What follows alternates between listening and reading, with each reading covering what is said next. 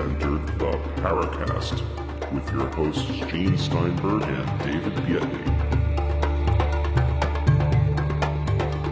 This episode of the Paracast is brought to you by Audible.com, the internet's leading provider of audiobooks with more than 60,000 downloadable titles across all types of literature, including fiction, nonfiction, and periodicals. For a free audiobook of your choice, go to audiblepodcast.com/Paracast. That's audiblepodcast.com/Paracast. And now, on with the show. You know, before the show began, Frank and I were getting acquainted, talking about our respective childhoods, and I don't think we should share this on the air because it sounds like he was near as wacky as I am. Agreed, yeah. Right. Now, of course, once again, David is taking a hiatus from the show. Frank Warren is our guest co-host this week, and we'll be talking with the probably most famous conspiracy theory expert on the planet, Jim Marrs, our upcoming guest. They're throwing around czar so much, we're hearing it lately. I think Jim Marrs, we should just appoint him as the conspiracy czar. I think that fits him well. You know what's interesting about this, Frank, is that they criticize Obama for all the czars. And it turned out that George Bush had more czars than Obama. It seems as if they criticize Obama for just about everything. So I think it's breathing is where the problem lies. Now we're getting into politics. We might do some of that with Jim Marrs. You had run a story on your site. Was that where we found out about David Andrew? Yes. Okay. How did you encounter this person? Because if you heard the interview, I wasn't nuts about his story. If you wouldn't mind, and I'd like to give some attention to that, but I'd like to just throw 2 cents in concerning David Biedny, not Andrew, which seems to be the white elephant in the room, if you don't mind. In perusing the forum, David's absence is gaining a lot of traction. There's a lot of conversation going on. Me being the first guest host in what I hope is his very short sabbatical, I just thought I'd like to put my 2 cents in. In fact, I was going to post this, but I'll just as soon say it on the air to our listeners and forum members. I don't think David Biedny, as your co-host and you two giving birth to the Paracast, can be replaced. There will not be a replacement for David Biedny in my eyes, and it's certainly would be by me. I think there's a little confusion out there. Some of the verbiage is, well, who will replace David?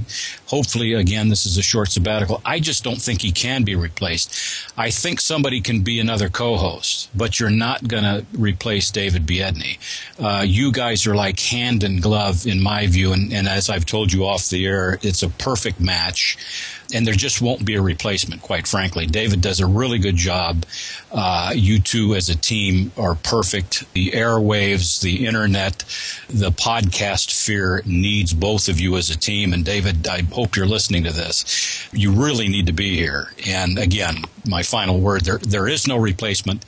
There will be future guest hosts, but no replacement. Well, you know, we can also have, as they say, instead of a replacement, a successor or a temporary successor. Because I think that's the point here now is part of the poll. There is a poll in the Paracast forums. If you go to forum.theparacast.com, there is a poll where our various members entered a number of names, including Frank and some other people that you know from the show. And the question is, who should co-host the Paracast with Gene? But it's not the intention of saying who should replace David Biedny. That's never part of the discussion. Good. And there is no replacement. It's going to be interesting. But anyway, let's move on. Okay, so we got David Andrew. You became acquainted with him because he wrote an article for your publication, but also what feeling did you have with regard to his claims? As I said, I wasn't nuts about it. Well, I wasn't either. And let me clarify my comments first. I consider David, I don't know David real well, but I do consider him a friend. He's a friend of the UFO Chronicles. I have been on his wife's show, Eye to the Sky, Dee Andrews, a few times, and I consider her to be a friend. She's also a friend of the UFO Chronicles. Setting that aside for a moment and just being an objective listener and a researcher, I thought he shot himself in the foot a little bit, and perhaps a lot of bit. And David, if you're listening, I don't mean any offense by this, but it started out, he contradicted himself a couple times in there. Now, I don't know if he was trying to hold back information and he was uncomfortable about talking about certain things. It seemed that way. As the interview moved on, my skepticism rose. He started with a few incidents early on, and as time went by in the interview, that changed. And again, perhaps that was because he didn't want to share certain details. As a researcher, and as you and I were talking off the air, it's one thing in regards to ufology. There's a set of standards in regards to research for UFOs in general, but when you get into the abduction phenomena, the rules change. It gets murkier, if I can use that term. What we're dealing with 90% of the time are anecdotes. So as a researcher, you want to get some corroboration to those anecdotes. If it's an abduction situation, was there anybody else in the house? Is there physical evidence? Was there any disturbances? Were there any eyewitnesses to any disturbances in the house or entities? Did anybody else see anything? Oftentimes there are UFO sightings connected to abduction experiences. Certainly all those things are good, and that's what I was looking for in David's interview. One thing that I did find interesting, and he didn't go into a lot of detail about, were his family members, and he explained why he didn't want to do that, and that was okay with me. But he had mentioned that other family members were having these experiences. Now, as a researcher, that gets my attention, and I certainly want to know more about that. I got a hold of him shortly after the interview, which was recorded a few weeks ago, and he had mentioned to me he didn't feel that it was one of his best interviews, and I have to agree with that. Also, at the end of the day, both of you asked more than once, could these be dreams? And he said it's certainly possible. So I think he's staying open-minded to that, but obviously he's mentioned that he's been doing the research for several years now. He's come on the show. He's done interviews. He mentioned that he was in the process, although he's paused, about writing a book. He certainly takes this thing seriously, and obviously he thinks it's more than just dreams. But I walked away from the interview being very skeptical. Well, I think that kind of sums it up with me, too. I was looking for some kind of X factor, something in the case that he was talking about in each particular instance of his dreams, his encounters, shall we say, with alien beings. He was sleeping, he was getting up from sleep. It always seemed to be pretty much the same thing. The only incident that seemed to be very peculiar is where they had that flying belt. He was outfitted with this belt that caused him to levitate or fly, and then he tells us that his father and his brother had the same experience. That was unique, I thought, and sadly, when you recounted the old show from the 50s, I was one of the ones that knew what you were talking about.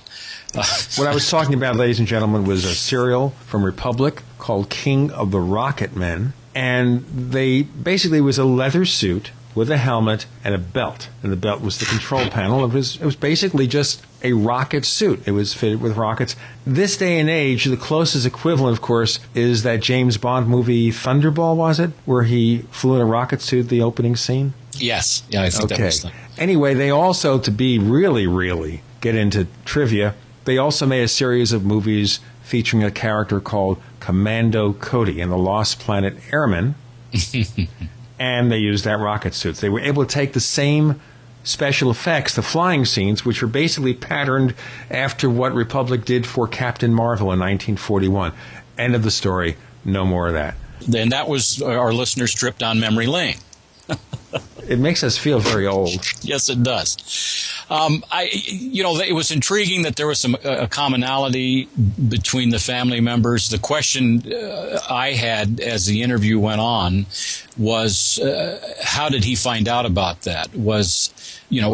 How did they all become cognizant that they each had this experience? And of course, the individual experiences lend credence to the phenomenon. He did mention his father's bona fides in the interview, which helped. He's not the park bum, XYZ Town, USA.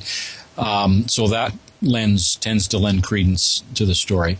But again, we're dealing with anecdotes, and as a researcher, you try to find something more. And this is not to say that David Andrews' experiences aren't real. I just think it bears out further research. And I just got the feeling that he was holding things back, and I haven't spoken to him about this privately yet, but I'd like to. And I thought, as he pointed out, he wasn't trying to sell something. He's not there trying to jam this down everybody's throat. He's putting it out there, and in regards to the interview, he let the listener make up their own mind. And I appreciated that part of it, but I had my skeptical hackles up, so to speak. Indeed, evidently did. Well, and too bad, unfortunately, the story didn't end up being maybe as credible as we hoped it would be. But there you go. Maybe you'll have more information. Maybe there will be a reason to bring David Andrew back on the show to further explain what happened to him. And give a little better presentation, certainly. We all do bad interviews. We do bad shows. Maybe that was it. Maybe he was just nervous. I don't know. I don't pretend to know. Let's see what our listeners think as we look at the comments from the Paracast forums, again at forum.theparacast.com. We have the conspiracy theory czar himself, Jim Marrs, coming up next on the Paracast. I have a feeling we're not in Kansas anymore. As you know, the Paracast is brought to you by Audible.com, the Internet's leading provider of audiobooks, with more than 60,000 downloadable titles across all types of literature, and featuring audio versions of many New York Times bestsellers. For listeners of the Paracast, Audio is offering a free audiobook to give you a chance to try out their service. One book to consider, for example, is Above Top Secret, the Worldwide UFO Cover-Up by Timothy Good. Timothy Good, as you know, has been a guest on the Paracast. For this book or another free audiobook of your choice, go to audiblepodcast.com/Paracast. That's audiblepodcast.com/Paracast. We want to hear from you. If you have a comment or question about the Paracast, send it to news@theparacast.com. That's news@theparacast.com. And don't forget to visit our forums where you can talk to fellow listeners and Gene and David. Just go to theparacast.com and click on the forum links. That's the forum links at theparacast.com.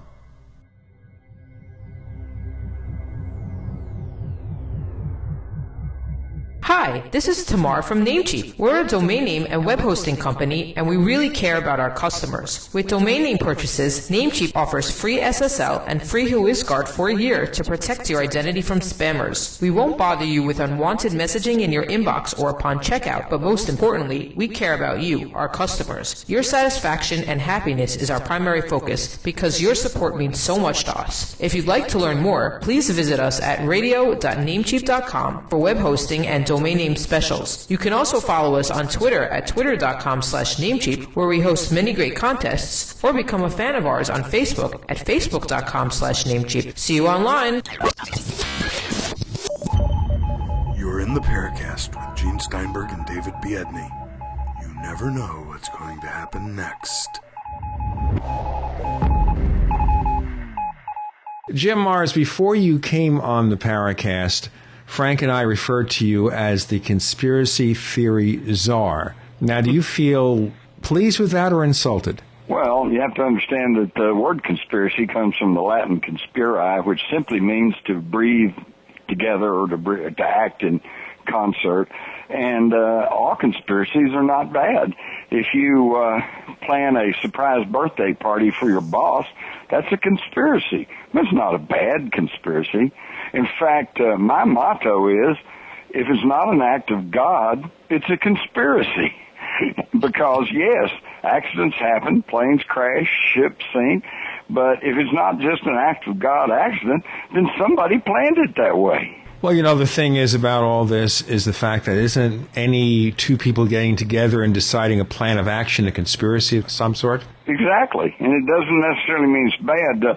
The problem is that the corporate mass media over the past several decades have put a very negative connotation on the word conspiracy, and it's like every conspiracy must be bad. And of course, that it's been rehabilitated somewhat since 9/11, which is kind of ironic. One of the few good things come out of 9/11 is you can actually talk about conspiracy now, and everybody doesn't just run out of the room and say you're a nut. and let me add this too, because usually it's not just conspiracy. I've been accused of being a conspiracy theorist, okay? Now, my response is, if you can prove something, it's not a theory, right? Well, that's the point. We're going to see what is there that we can prove. But before we even get into that, you started out in the working world pretty much as a mainstream news reporter. Correct. But somewhere along the line, you said, I'm going to be a freelance writer and I'm going to concentrate on conspiracies. How and why did this happen? Well, number one, I still consider myself a down-the-line journalist, okay? I'm still a member of the Society of Professional Journalists, which I have been since the 60s. I'm a member of the Investigative Editors and Reporters, and the only reason that I deal with what a lot of people would consider conspiracies, and in some cases they are conspiracies, is because the corporate mainstream media have been bought up, consolidated to the point to where they just don't want to deal with conspiracies. So as a dedicated and committed journalist, I've just kind of been left with the news that the news won't report. Okay, that brings us to one point before Frank asks his question. There is a theory also voiced by some members of the television media, cable TV, that the media is oriented towards the liberal political persuasion. I maintain that's a corporate media, not necessarily liberal or conservative. Yes, exactly. You're right on top of it. Let me put it this way. The so-called liberal media is only as liberal as their conservative corporate bosses allow them to be. And what I mean by that is that, yes, you see a lot of liberal issues tossed around in the mainstream mass media, such as, they'll go back and forth on abortion or same-sex marriage or, yada, yada, yada. But when do you see stories that go in-depth about corporate malfeasance? Very seldom. And the thing I worry about also is that we're really just dealing with fringe issues. My employment situation or my financial situation does not depend on gays in the military. It does not depend on whether we allow abortions or not. And I understand people are allowed to have their opinions and we should respect their opinions. Right. But these are all fringe issues that have nothing to do with anything. Exactly. And furthermore, let me compare the controversy, perceived controversy, say over the JFK assassination as compared to the controversy over abortion. Okay? The JFK assassination controversy is not truly a controversy. It only appears to be a controversy because of the wide gulf between the official story, which a lot of people still just accept on blind faith, as opposed to those who've actually studied the case. Now, abortion is a true controversy in that there are equal numbers of thoughtful, caring, educated people on both sides who simply cannot agree on what the facts mean and what the interpretation should be. Now, right then, though, that shouldn't be any problem. In a free society, no one should be forced to have an abortion. No one should be forced not to have an abortion. It should be a privately held matter between the patient and their doctor, okay, and their family.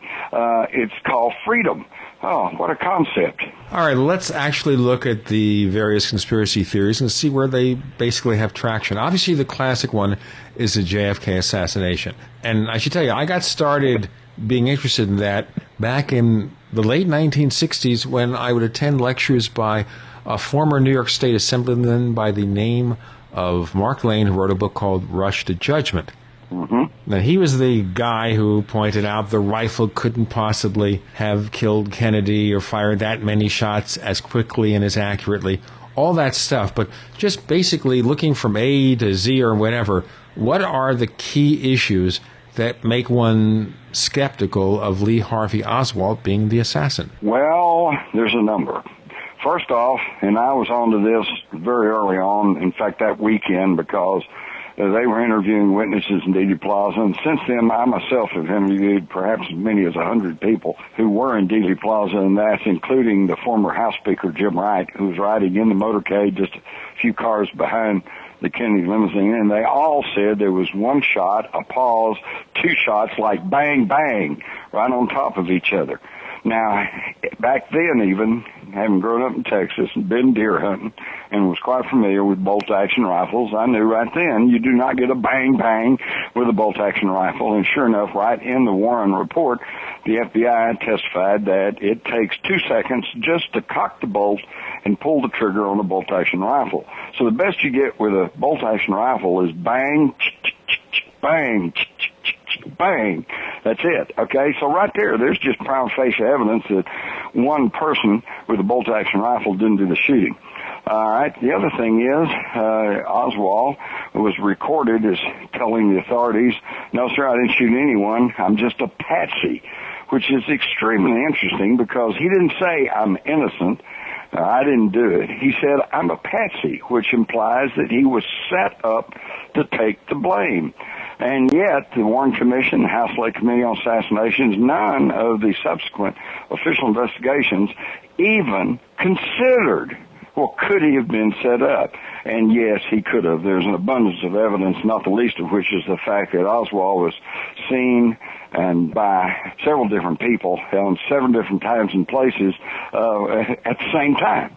We can't be in two places at the same time. Didn't the Congressional Committee in 74 come to the conclusion that it was, in fact, a conspiracy? That's true. In fact, most people, thanks to the corporate mass media, fail to remember or to know that the last official version of the Kennedy assassination by the United States government was the House Select Committee on Assassinations, and they concluded, based on two separate sets of acoustical scientific information, that there was at least two shooters, one from the grassy knoll, and that there was probably a conspiracy then to kill Kennedy. They said we're out of time and money, and when they asked and urged the Justice Department to continue their investigation into this conspiracy, but of course that never happened. In fact, all the Justice Department did was convene a hand-picked panel of people from the National Academy of Sciences to try to call their acoustical studies into question, and that made big headlines. And there's people today who think, well, yeah, they had this acoustical evidence, but that's been called into question. What was never given proper media play was a few years later when a peer-reviewed paper, scientific paper in England, called the National Academy of Sciences panel into question, saying that their methodology was flawed. And of course, you never get to hear that. So again, it's just more controversy. In fact, let me just say that the cover-up in the Kennedy assassination has never been in the form of a proper cover-up, in that the facts and the truth were not known. The cover-up has been in the form of obfuscation. They have confused the issue. They bring one hired expert to counter another hired expert. They've got one person who's given all kinds of publicity on some book that turns out to be totally flawed, and it just creates controversy until the average person goes, man, I just don't want to hear about this anymore. It makes my brain hurt. You know what? Before we hurt our brains, though, let's look at what we know, if anything, about this sort of conspiracy. So maybe you can tell us, what do we know? And by the way, was Fred Lee Chrisman, one of the figures in the Maury Island UFO case, one of those hobos on Dealey Plaza? No, he was not. Not in my view. Yeah, I don't believe so. No. But I tell you, one of the tallest tramp, I do believe and feel pretty convinced of, was Charles Harrelson, a convicted Texas hitman, and the father, by the way, of Woody Harrelson, the actor. And how do you come to believe this? What leads you to that conclusion? Well, because number one, when he was arrested out in Van Horn, Texas, he was high on drugs. Sounds like an Aggie story, but he held a pistol to his own head, and said, don't move or I'll shoot. And he kept the law enforcement guys at bay for several hours, as I recall. And during that time, he was ranting and raving, and he said, I'll clear up the Judge Wood murder, which is what he finally was convicted of. And he said, and I'll also clear up the Kennedy assassination. While Harrelson was in jail in Dallas, he told a Dallas news reporter, he said, they're bugging my cell. I can't really talk right now. He said, but if I get out of here, I'll give you the biggest story you've ever had. And he said, I won't say what it is, but it concerns November the 22nd, 1963. So in my mind, he virtually confessed to having a role in the assassination. Plus, the photo analysis of the tall tramp based on... Wait. He confessed to his involvement? I think he virtually confessed because he said he would clear up the Kennedy assassination when he was arrested, and then later told the Dallas news reporter, he said, when I get out of here, I'll give you the biggest story you ever had, November 22nd, 1963.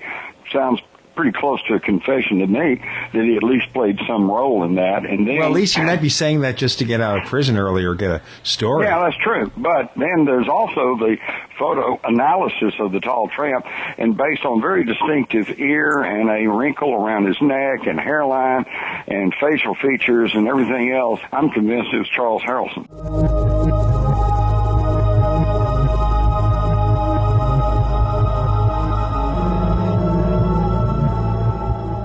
Picture this. You're on the phone with a client or colleague trying to explain something visual. A PowerPoint, a keynote presentation, a website. But it's frustrating because they can't see what you're talking about. The solution? Good news.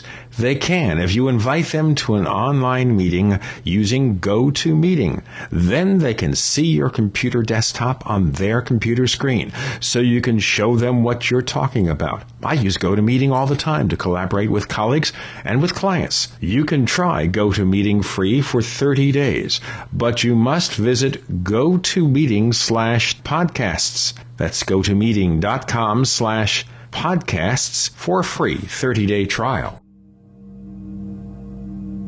Hi, this is Bud Hopkins, and you're listening to the Paracast with Gene Steinberg, David Biedney, and I completely, enthusiastically endorse this program. It's an absolutely great program with an opportunity to stretch out and talk.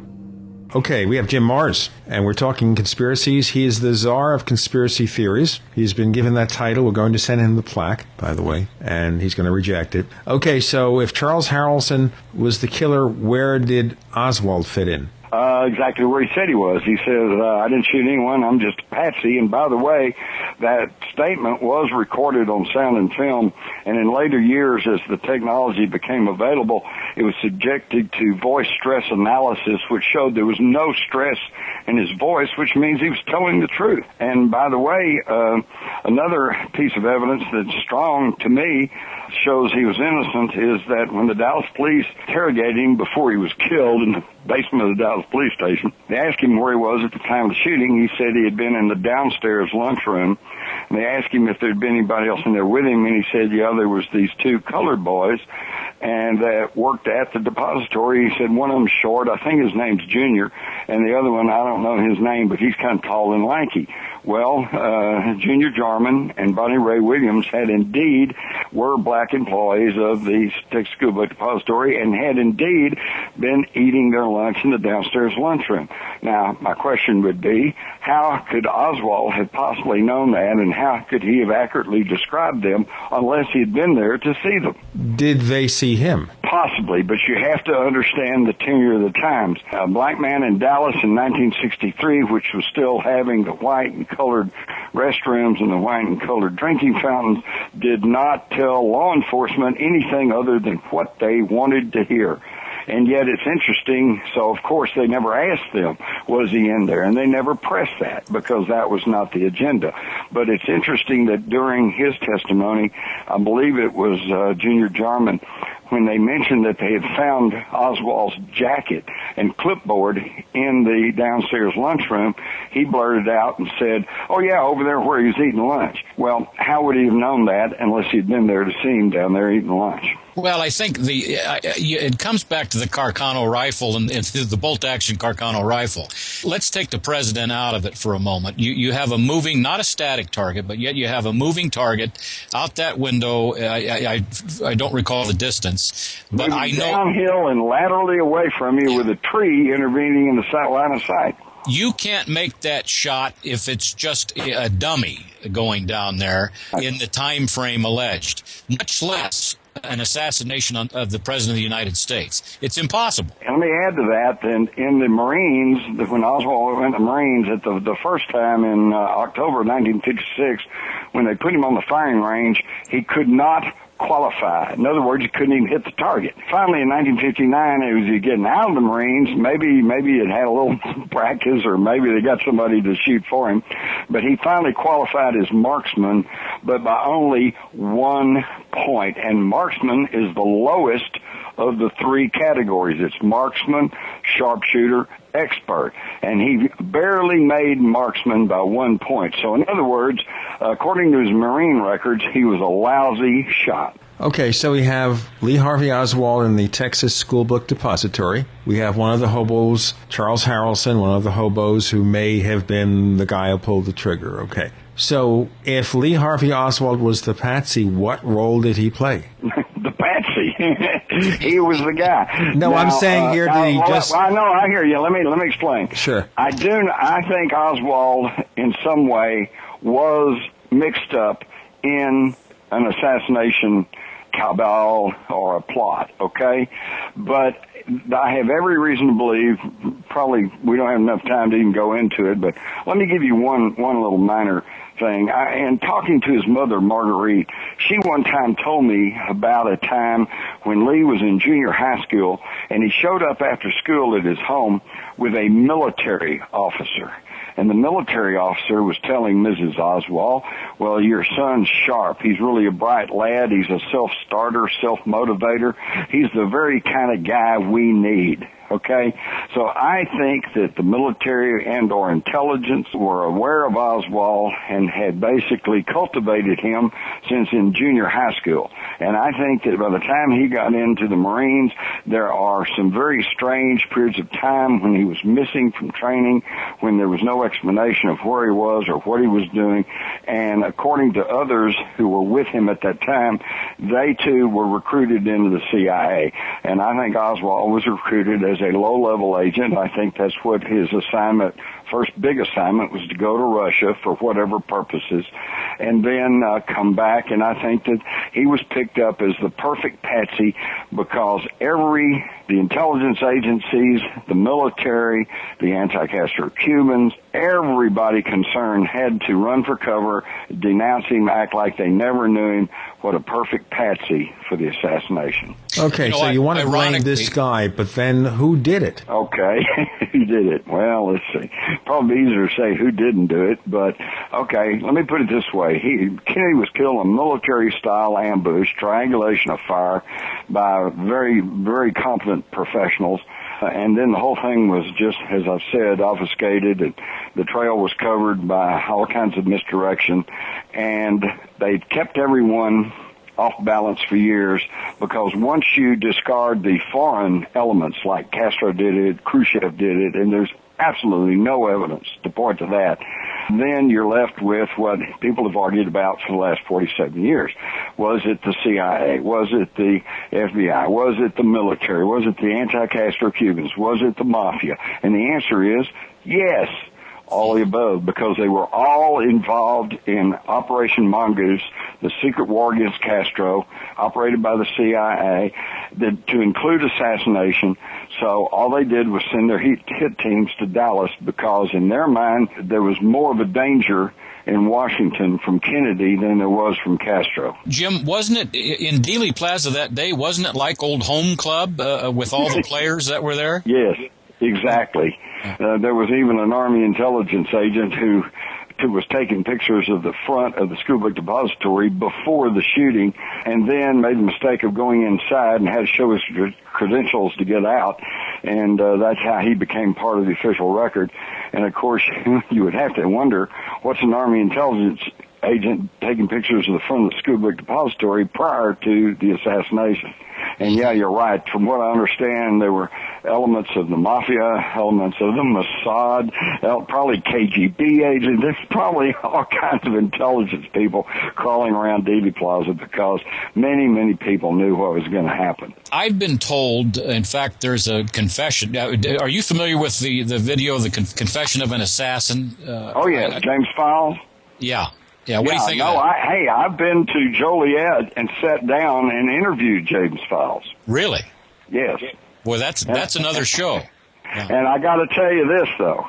I was really looking forward to that because I had seen his confession, and it made a lot of sense. It fit with a lot of things that I knew, but I really was not convinced that he's the guy.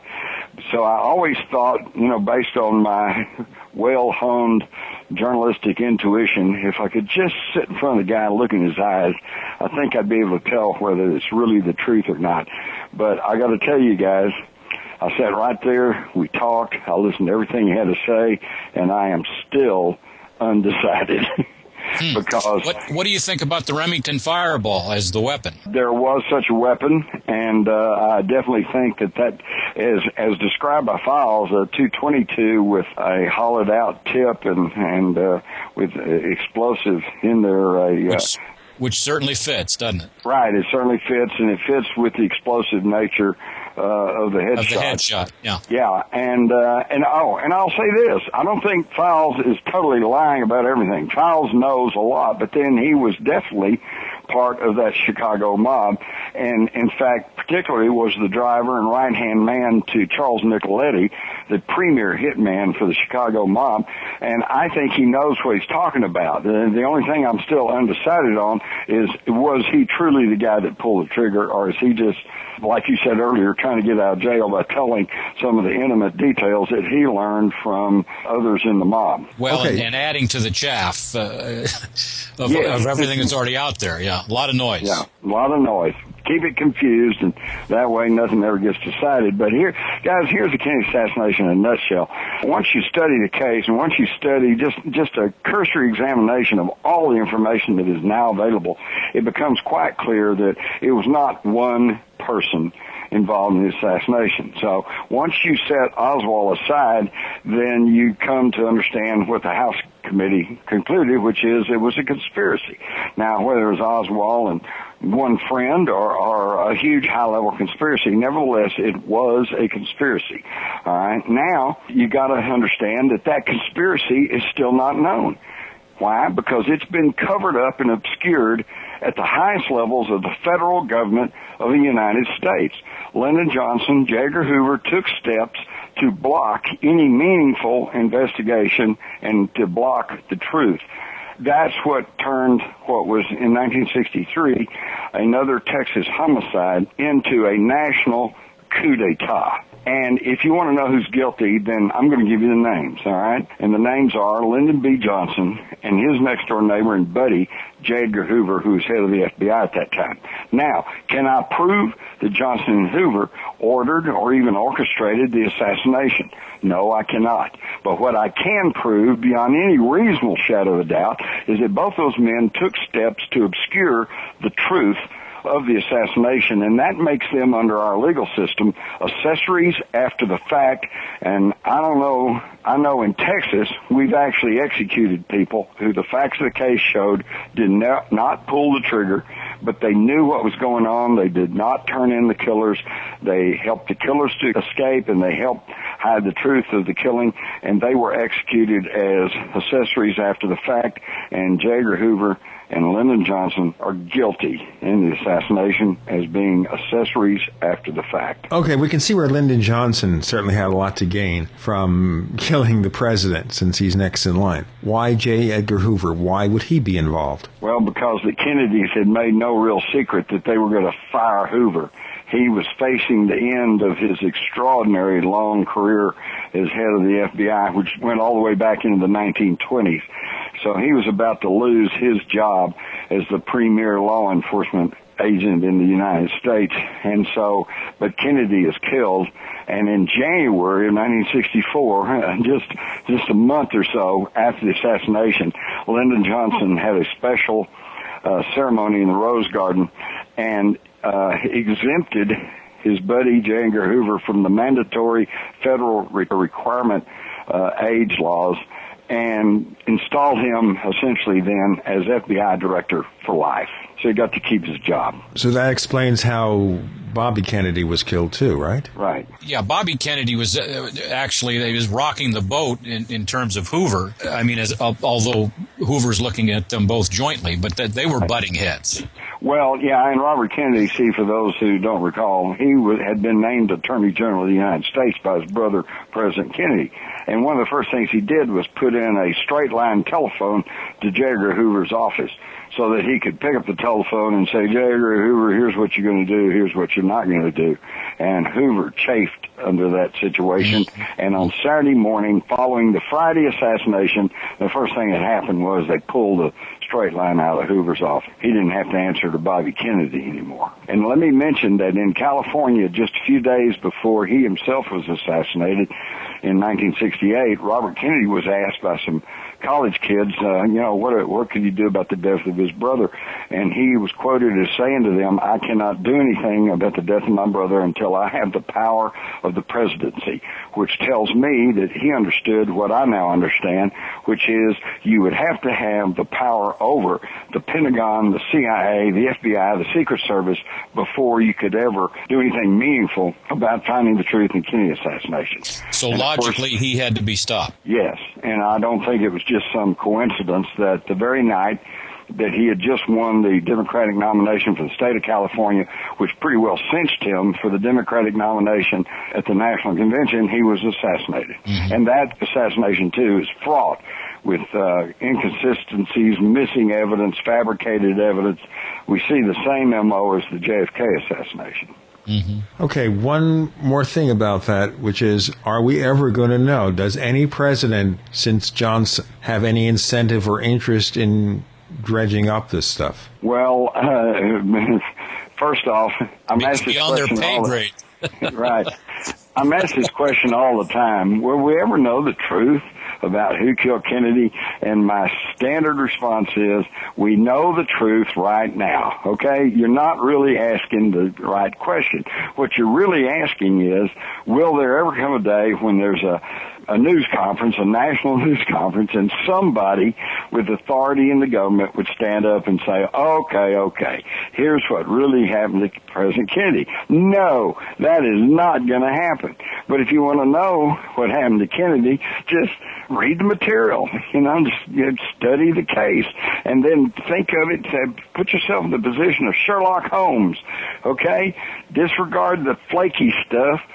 Stick with the facts, and you will know the truth of it. And will anybody come out right now? Think of all the talk that's swirling around now about how that Barack Hussein Obama is likely to be assassinated. They're already laying the groundwork, so if it happens, nobody's going to be too shocked and amazed. So no, they at that level, they know if they try to go into the heart of the beast, if they try to come out publicly and talk about the unwarranted power of the military-industrial complex, as Dwight Eisenhower called it, and I would include the intelligence community, that, hey, they can get knocked off too. Their plane can crash, okay?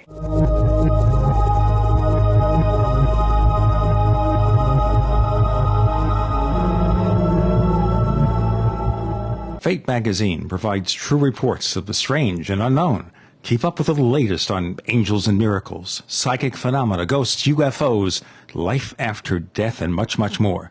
To receive your free issue of Fate magazine, call now at 1-800-728-2730 or visit their website at www.fatemag.com. That's 1-800-728-2730 or www.fatemag.com. What are you waiting for? Your fate awaits. You're in the Paracast with Gene Steinberg and David Biedney. You never know what's going to happen next. We have Jim Marrs, the conspiracy theory czar. We've so dubbed him, and he's accepted gracefully. Of course, he's going to enact some kind of conspiracy against us after the show is over. That's what I think is going to happen. Keep in mind that most everything I've been telling you all is not theory. It is substantiated fact. Well, you know, it's an interesting thing. Frank and I were talking about a couple of movies that seem to mimic reality in a couple of senses, and maybe you could talk about this.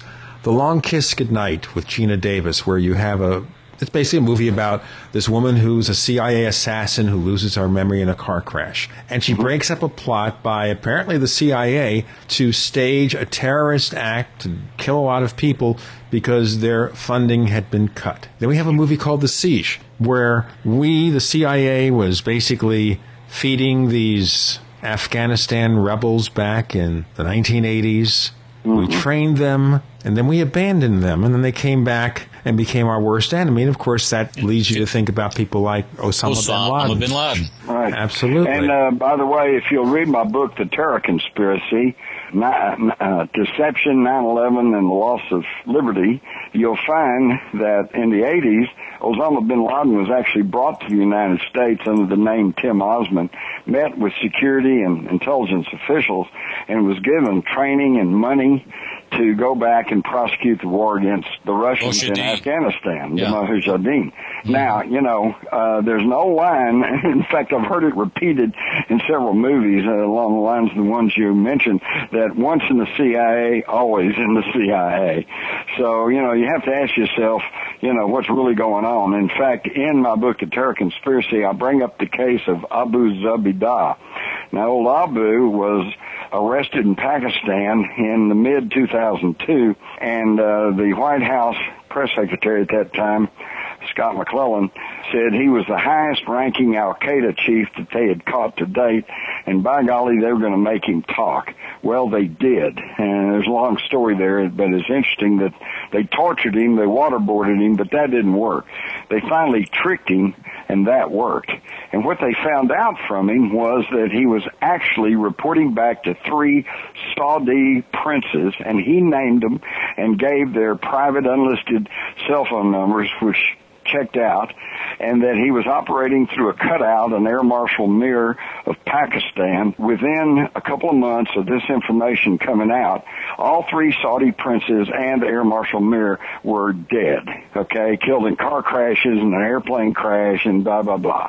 So that is an amazing piece of information right there, because that means Al-Qaeda was actually being given its marching orders by people within Saudi Arabia. And then you have to stop and recall that the closest business and social friends to the Saudi royals was the Bush family. Okay, I can see where you're going here, so let's just take it and see what evidence there is.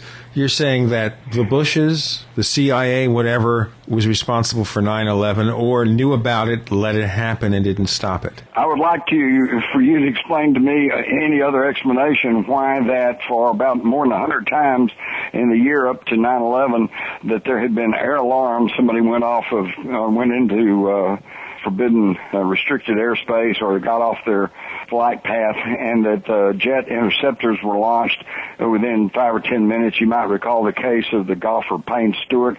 They suffered an oxygen malfunction, and his Learjet went off course, and they had fighter interceptors all over him within about 10 to 15 minutes. And yet on the morning of 9/11, after operating perfectly for more than a year up to that point, the hijacked planes flew around for up to an hour and a half with no interceptors. Now, how is that possible? And they hit the Pentagon, one of the most heavily guarded buildings in the world. And furthermore, another thing that they will not and do not talk about is I know for certain that the Pentagon is guarded by automated anti-aircraft missile batteries, okay? And if you come close to the Pentagon and you're not sending out a transponder signal that's a friendly signal, that those things automatically activate and you're knocked down with a missile. So you tell me why that they were mute that morning. It's an inside job. For what purpose? Well, look what happened. they were able to activate their plans. And what were their plans? Well, let's go back a year to September of 2000, when the Project for a New American Century, a neocon think tank that included Cheney, Rumsfeld, and Wolfowitz, and all of these guys, issued a position paper called Rebuilding America's Defenses, and in there they reiterated Cheney's call for increased military forces in the Middle East to gain control over their oil supplies, an invasion of Afghanistan, and a regime change in Iraq. And however, the authors of this paper were pretty prescient. They said, this is going to be a hard sell to the American public unless there is a, quote, catalyzing catastrophic event like a new Pearl Harbor, end quote. A year later, they got just such an event. Hope and fear. That's how this country's run, or that's how things are done. Hope and fear. Exactly. And mostly fear. Okay? You got to do what we say, or you might lose your job, you might lose your pension, you might lose your vote, and if it causes enough trouble, you might lose your life. It's all built on fear. In fact, think about this, guys. During the height of World War II, when we were faced with imminent invasion by the Japanese military, and that we were really facing one of the most powerful militaries in the world, the Nazi, the German Wehrmacht, our president, Franklin Roosevelt, talked to the nation, and what did he say? Be fearful, we're jacking up the enemy alarm? No, he said the only thing we have to fear is fear itself. Let's all band together as Americans, young, old, white, red, black, Baptist, Jewish, Christian, who knows. Let's all be Americans, and let's dig in, and let's get this job, and let's save democracy of the world. And we did, okay? And now look after 9/11. All we got was, well, be afraid, be very afraid, terrorist alarm up to Orange today, but go shopping. Keep shopping. Okay, so this is something that the CIA sponsors, but before we even get to the obvious consequences, why is Jim Marrs still alive? Oh, because I'm just a conspiracy theorist. They can't attack my information, so they just attack me. But I'm kind of hard to attack, really, because I'm just an honest, tax-paying church member of the public that, I don't have a mental history record, I don't have a criminal record, so it's kind of hard, and they certainly can't attack my information because I double-check my sources, I double-check my information. When I tell you something, it's generally you can take it to the bank. So about all they can do is give me benign neglect. You notice I'm not on Good Morning America. You notice I'm not on any of those national talk shows. You don't see me on Glenn Beck or any of the big ones. Oh, that would be interesting to have you and Glenn Beck together. Oh, it would, because I got a few choice questions I'd like to ask of Glenn Beck.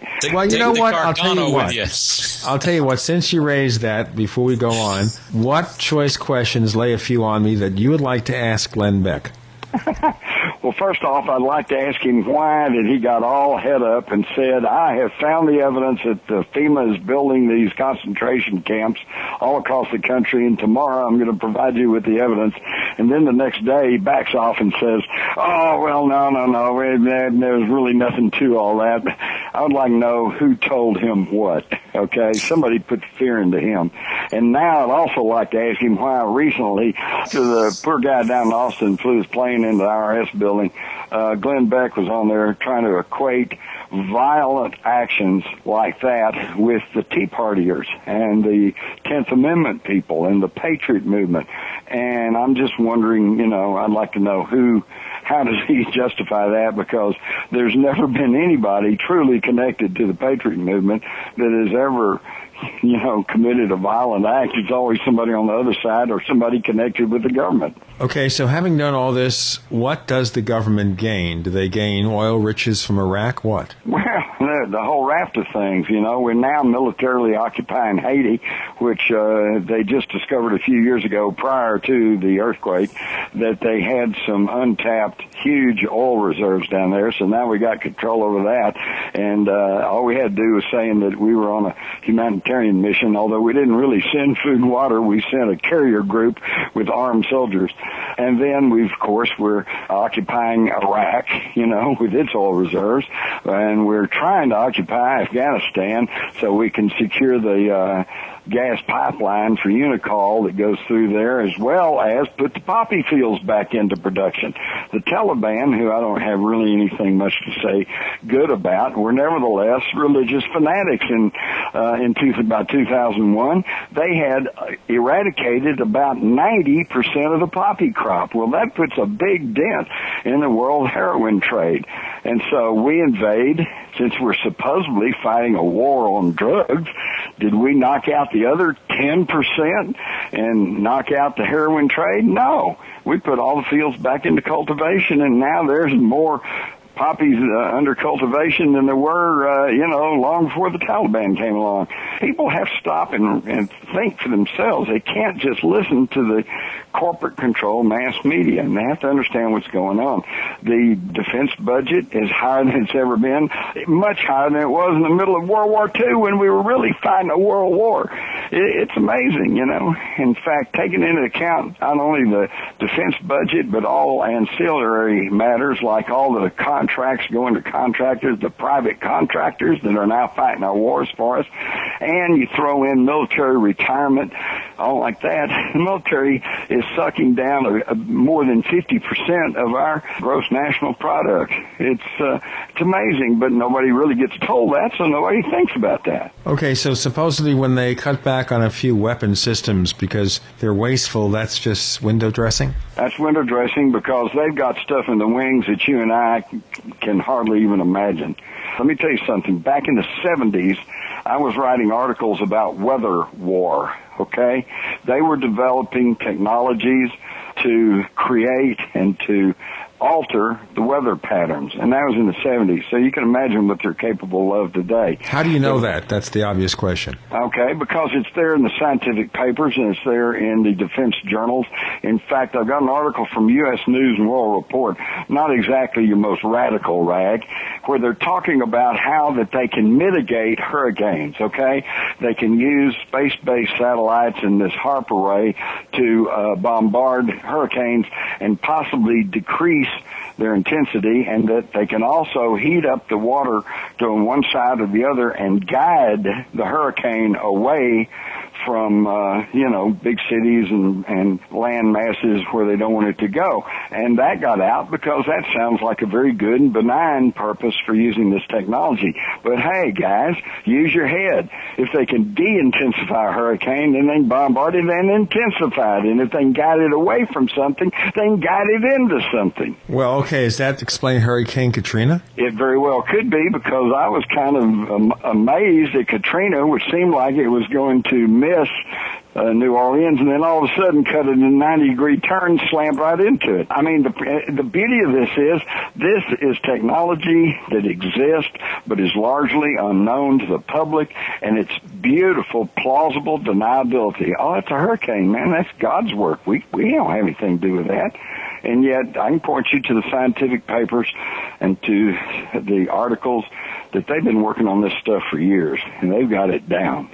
And that's the same thing on 9/11. If you use technology such as Global Hawk, which was largely unknown to the public at that time, Global Hawk is where they can electronically capture the onboard computer of a high-flying aircraft and can control it from the ground or from another aircraft. They can remote control it and send it anywhere that they want it to go.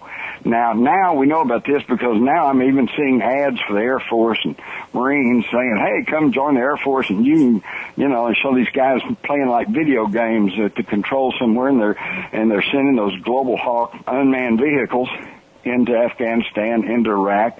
They led our attack, but on 9/11, nobody really knew about that technology, and so you could see where that technology could be used, and then you could put out any cover story you wanted to, and nobody could successfully rebut you because they don't know the technology exists. Oh, this is getting pretty crazy. Before we get too crazy, but it exists. Yeah, what I'm telling you is not theory. In fact, the head of British Airways in early 2001 said the day of hijacking's over with because now we can electronically capture the onboard computer of an airliner and we can guide it to a safe landing regardless of what the hijackers or the flight crew wants to do. Again, this is not theory. These are facts. It's just not known to most people. I believe that you've mentioned in the past, in regards to the Twin Towers, one of the other buildings that was untouched also came down. You know what? Before we even get into that, we're talking about 7 World Trade Center, I presume. Basically break for the hour, but before we do that, Jim, where can our listeners learn more about the things that you do? Well, first off, they can read my books, which are all offered on my website, jimmars.com. That's JIMMARRS.com. Or you can go to any bookstore or go on Amazon, type in Jim Mars. You'll find the whole listing of my books. If you're interested in Kennedy Assassination, that would be Crossfire, the plot to kill Kennedy, which was a basis for the Oliver Stone movie, JFK. You can go to Rule by Secrecy, which will give you the overview of the people within secret societies that can be traced all the way back to history. Then you can go to the Terror Conspiracy, which tells you what happens on 9/11 and puts it into a context. Then you can move on to the Rise of the Fourth Reich, which shows you that we beat the Germans in World War II, but we didn't beat the Nazis. We brought them over here, rolled them into our military-industrial complex, and they've been slowly taken over ever since. And then I've got a new book coming out later this year that I think will pick up from there. We'll get into that in a moment. We'll have more with Jim Mars on the other side of the Paracast. We want to hear from you. If you have a comment or question about the Paracast, send it to news@theparacast.com. That's news@theparacast.com. And don't forget to visit our forums where you can talk to fellow listeners and Gene and David. Just go to theparacast.com and click on the forum links. That's the forum links at theparacast.com.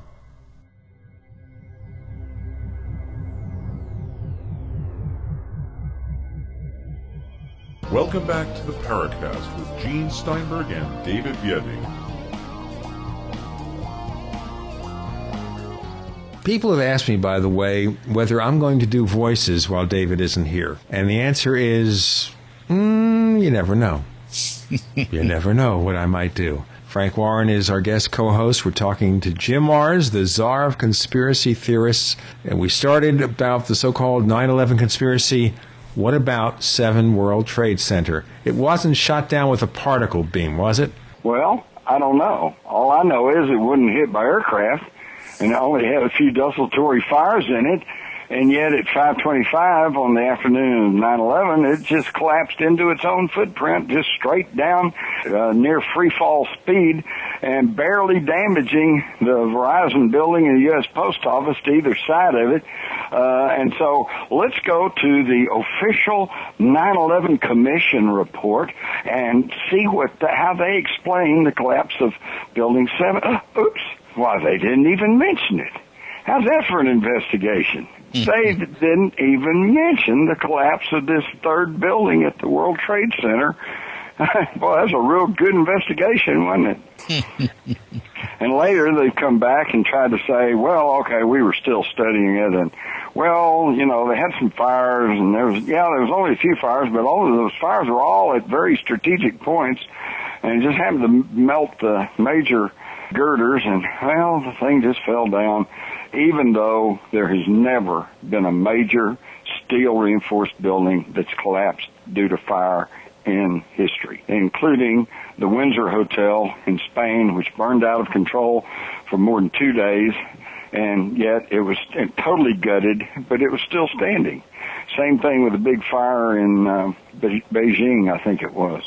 Or maybe it was in Japan. It's the same deal. Burned totally out of control, but didn't collapse. Well, I'll play devil's advocate on this one, Jim. What would be the motive to get rid of that building? Well, first off, it housed the offices of the Security and Exchange Commission, who, again, this is not theory, this is what they admit to, lost thousands of prosecution documents on Enron and World.com. Oh, how convenient. And by the way, now this is not my theory. I'm not even sure it's a theory, but I will preface by saying I don't know this is absolute fact, but I have heard it also had old Security and Exchange Commission files in there to include the prosecution of Prescott Bush during World War II for being nothing but a financial front man for Hitler and the Nazis. He was prosecuted in November of 1942. by the federal government under the Trading with the Enemies Act and stripped of his holdings in Union Banking Corporation and the Hamburg America Steamship Line, and fined millions of dollars, and because they said he was just handling Nazi money. And they say that those documents may have been in Building 7. May have been. We have no evidence of this, do we? No, I said before that was a rumor.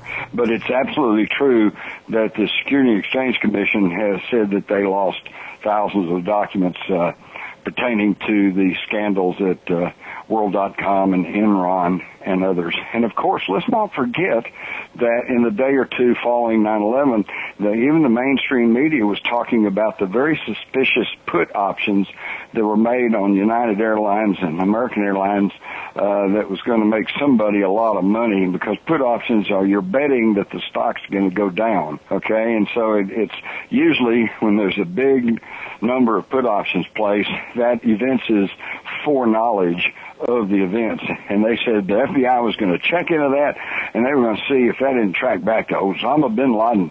And then you never heard another word about it, did you? You know why? Because it did not track back to Osama bin Laden. It tracked back to individuals connected to our Central Intelligence Agency. Okay, so we're saying here the Central Intelligence Agency was part of this plot. Now, I didn't say they were part of the plot. I just said that people connected to the CIA were behind the suspicious put options that showed they may have had foreknowledge of what was going to happen. And then the trail goes cold. Right. Well, the trail goes dead because they're told to quit following it.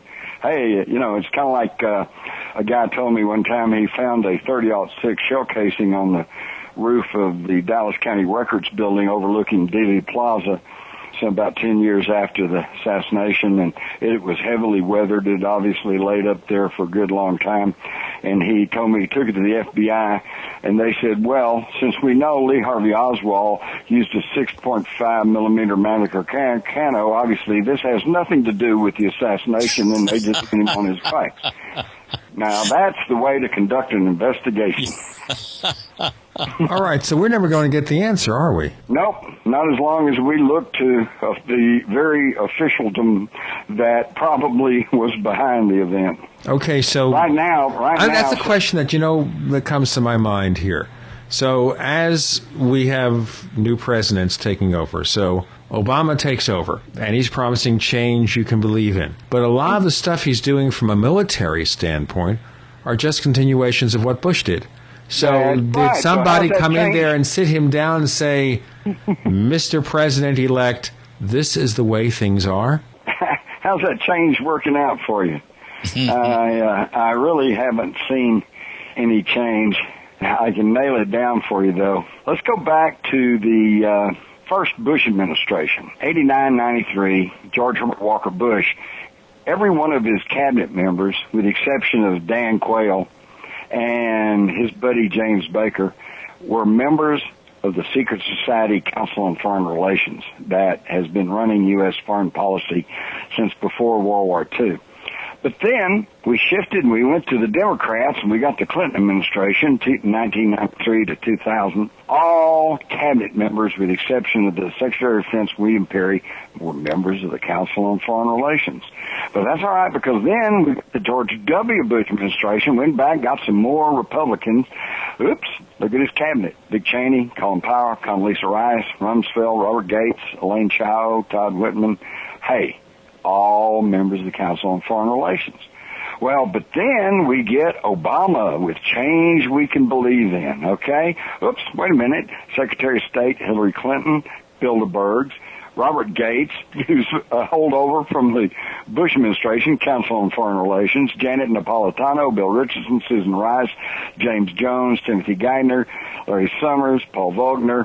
Oops, all members of the Council on Foreign Relations. So I ask you guys, what's changed? Nothing. The same financial oligarchy is running this country. Okay, so basically, it's really the domestic policy where things are different. Well, it's not even really different there, is there? If Bush had approved some of those horrendous bailout packages to the very bankers that caused the problem in the first place, he probably would have been pilloried. But Obama does it, and everybody just kind of scratches their head and says, gee, I wonder why he's doing that. Yeah, but of course Bush did approve the bailout. The original bank bailout was approved in the last couple of months of his term. So in other words, Obama was just following along in his footsteps. Where's the change? There's no change. The same moneyed, wealthy elite that's been running this country for decades is still in charge. All they've done is change hand puppets. All right, so let's look at some of the other things that haven't changed. The UFO mystery is considered a classic conspiracy of one sort or another. We mentioned Fred Lee Crispin because he is, a figure who was part of that Maury Island case, but is also apparently part, or was rumored to be part of the Kennedy assassination in some way. All right, As was Guy Bannister, who, as an FBI agent, was intimately involved in the Maury Island case and then turned up in New Orleans and was at the center of the Garrison Clay Shaw trial down there, and then died quite suddenly after his name kind of came into it.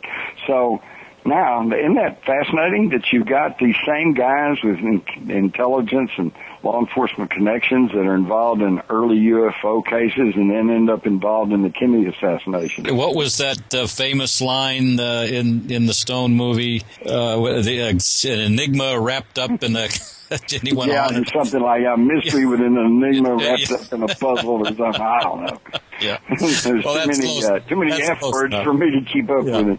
Well, Jim, since we're shifting to the UFO enigma, something that I learned in preparing for this interview, and I think most of our listeners probably were under the same assumption. I had always presumed that you began this conspiratorial trek and then later UFOs, beginning with the JFK assassination, but it wasn't that way, was it? No, not really. In fact, I can prove it, too.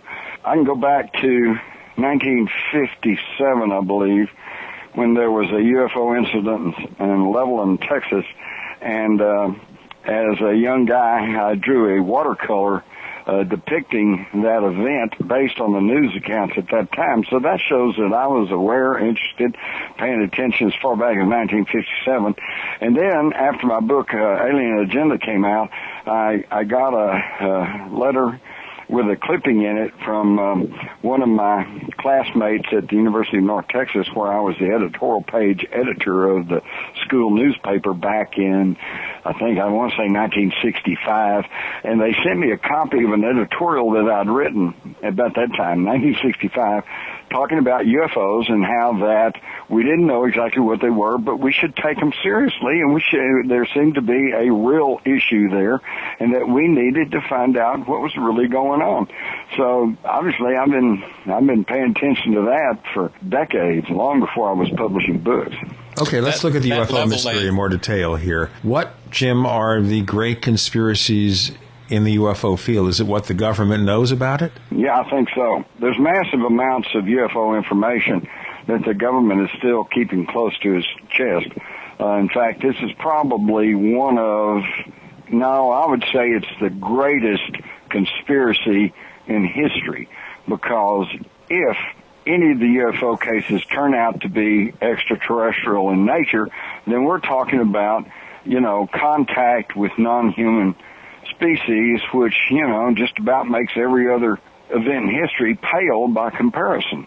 And yet they're keeping this from us. Okay, but why? What do they know? Do they know that this appears to be extraterrestrial, if that's what it is? And we're not always 100% sure here on the Paracast where the answers lie. But is it there, or would they rather not admit they know nothing? Well, it's a little bit of both. I think there are certain people within the government who know a lot more than they're letting on. And I think they do know that there is a very non-human equation to the whole thing. But actually it goes way back. And the reason I think I know that they know is that I've often thought, wouldn't it be great?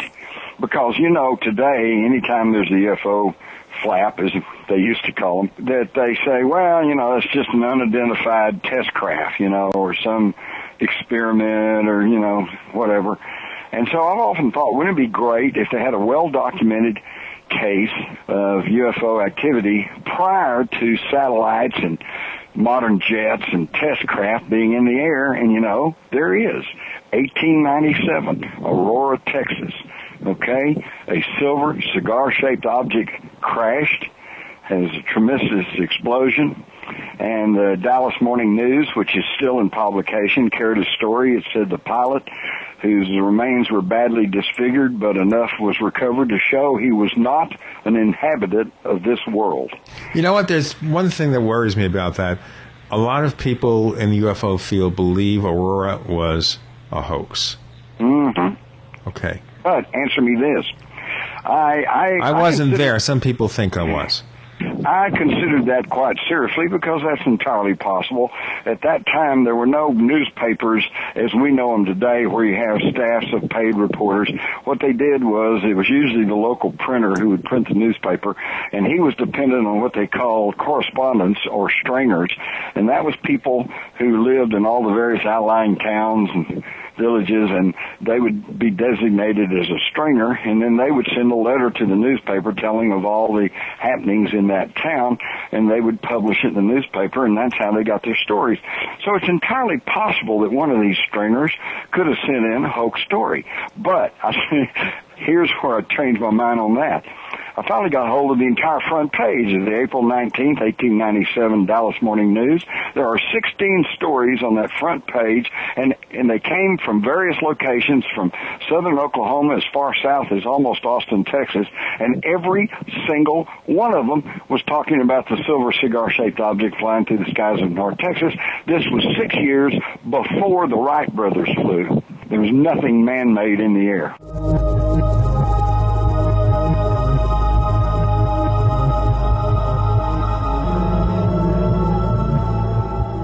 It's time to mend fences here on the Paracast, and we've had our differences with Bill Burns and UFO Magazine, but now, can't we just get along? What do you think, Bill? Hi, everybody. This is Bill Burns from UFO Magazine. I'm glad to be back with Gene Steinberg on the Paracast, and here's a special offer for all you Paracast fans. Normally, we sell 5 issues of the magazine for $19.99. Guess what? If you're a fan of the Paracast, a friend of Gene Steinberg's, you're my friend as well, it's 6 issues of UFO Magazine for $19.99. Look forward to hearing from you, and Gene, thanks for having me back. So where do we get a hold of you, Bill? You can get a hold of me at www.ufomag.com. That's www.ufomag.com. I look forward to hearing from you.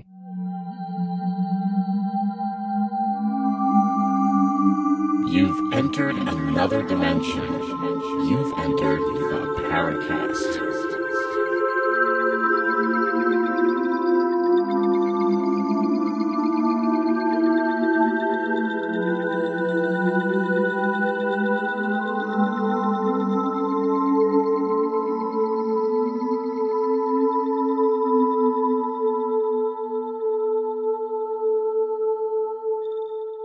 We have Jim Marrs. He's the czar of conspiracy theorists, and now he's going to take that phrase that I coined, and he's going to put it up on his website, and he's going to go away with it, and he's not going to give me a commission. Is that correct, sir? I'll send you a box of chocolates. Hey, I'll take the chocolates. Maybe we'll save the chocolates for David. He liked chocolates when David returns. Okay, all right. So you feel that basically it's not just one stringer reporting this. There were widespread reports of this particular craft. Yes. The one I like is the one from Granbury, Texas, which says, about 9:30 o'clock last night, while drilling the Riddle rifles, whatever that was, Newt Grisham, a warsome young man, being a pipeless, could not stand the sight of the air machine, so he ordered the company to open fire, and they did, and soon the whole town was aroused. Hey, that kind of answers the question about why don't they just land and say, hey, here we are, how are you? Billy Bob would be shooting at them. Well, in 1896 and 97, let's don't forget, went back to a flap. Those were flap years. Yeah, there were incidents. The great airship mystery. Exactly. And in fact, it started right here in Sacramento. That's true. In November of 1896. And but then that went across the country and into Canada. into Canada and up around the Chicago area. And by early 1897, it was moving south down along the Great Plains and through the Midwest. And then here's what's interesting, though. After the report of the crash in Aurora and on April 17th, 1897, all those reports stopped. Did it crash? I think so, and I'll tell you why. Because 2 summers ago, the History Channel, I think it was, a scientific team to Aurora, and they debunked the debunkers. The debunkers said it was all a hoax, it never happened, and therefore there was never a grave in the cemetery. They found, when I showed them exactly where the spot where the little grave was, it was a short grave, as of a child or a very short person. They used ground-penetrating radar, and they found out that indeed there was a grave there. Then they went to the site where the crash occurred.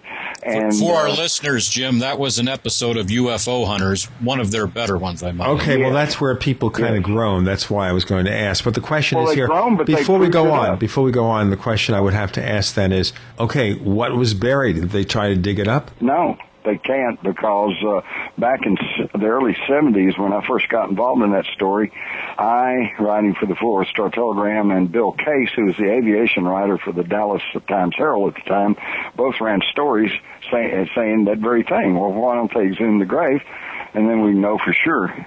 And that prompted the Cemetery Association to hire a lawyer who threatened an injunction against anyone who go in there and try to dig up a grave. So officially, that's never happened. Although I'll tell you this little story. Prior to the stories that came out in the spring of 1973, I believe it was, Bill Case called me and said, come up to Aurora. I met him up there. He had a metal detector. We ran it over the little grave, and we found 3 very positive readings, one up near the headstone, which was still in existence at that time, and 2 towards the center of the grave. And I remember that distinctly because I was kidding with Bill and said, yeah, it's probably his tricorder, the thing they use on Star Trek. And then after the little flap came up, and there was some publicity, and there were people driving up there sightseeing, and they actually put a police guard on the cemetery for about 2 weeks. And the very night that they pulled the police guard, the little headstone went missing and has not been seen since. About a month after that, I got a call from Bill Case. He said, meet me at the Aurora Cemetery, which I did. And he got out his metal detector. We went over the grave, and all of the traces of metal in the grave were gone. And I said, whoa, what happened? Because it was quite obvious that the grave had not been disinterred. And, the whole thing had not been emptied. And he said, look, and we got on our hands and knees, and there were little holes drilled, one up near where the headstone had been, and 2 more toward the center of the grave. Somebody had gone in there with some very sophisticated equipment, located the metal, used a core sampler or something similar, and extracted that metal out of the grave. And I said to Bill, I said, do you think the UFO researchers did this? And he said, no, they're law-abiding people. They'd never do that. And I said, well, who do you think did that? And he voiced the very same thought I had. He said, I think it was the government.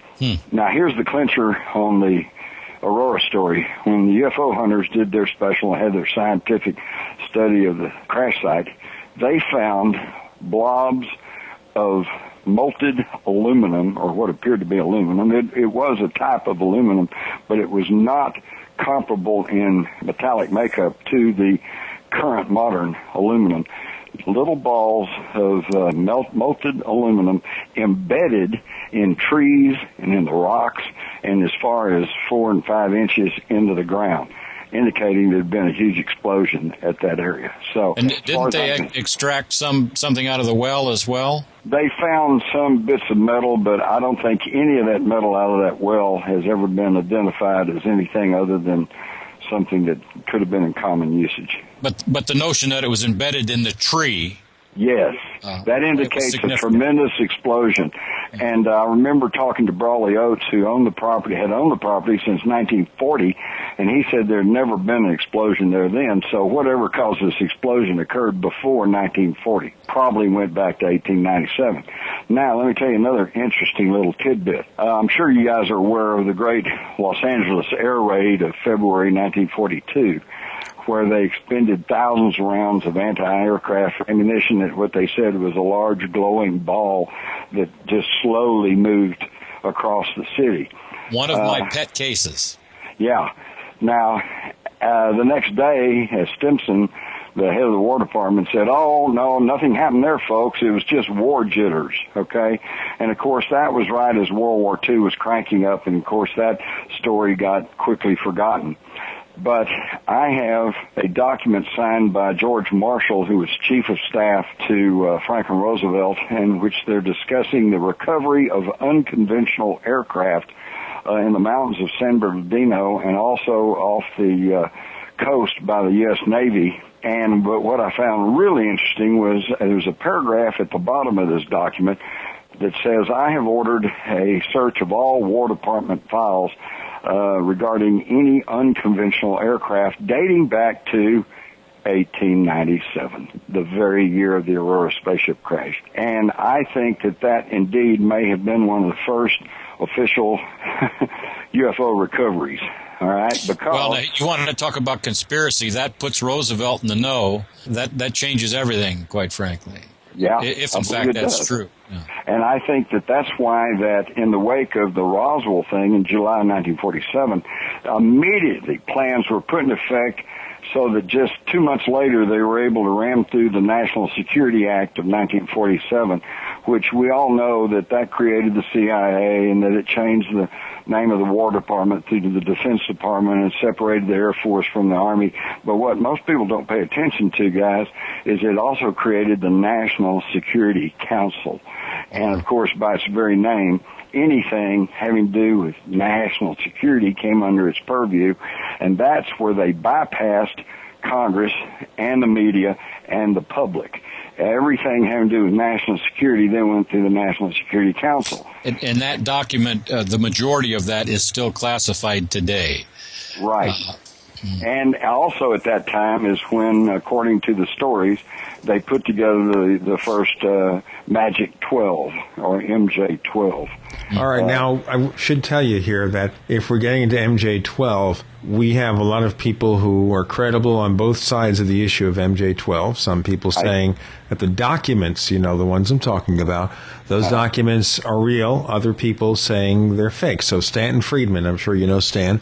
Stanton Friedman says they're real. Kevin Randall, who's a perfectly serious researcher, very highly qualified, says they're fake. I gather you go on the side of the believers? Hang on just 1 second. First off, we can't lump them all together.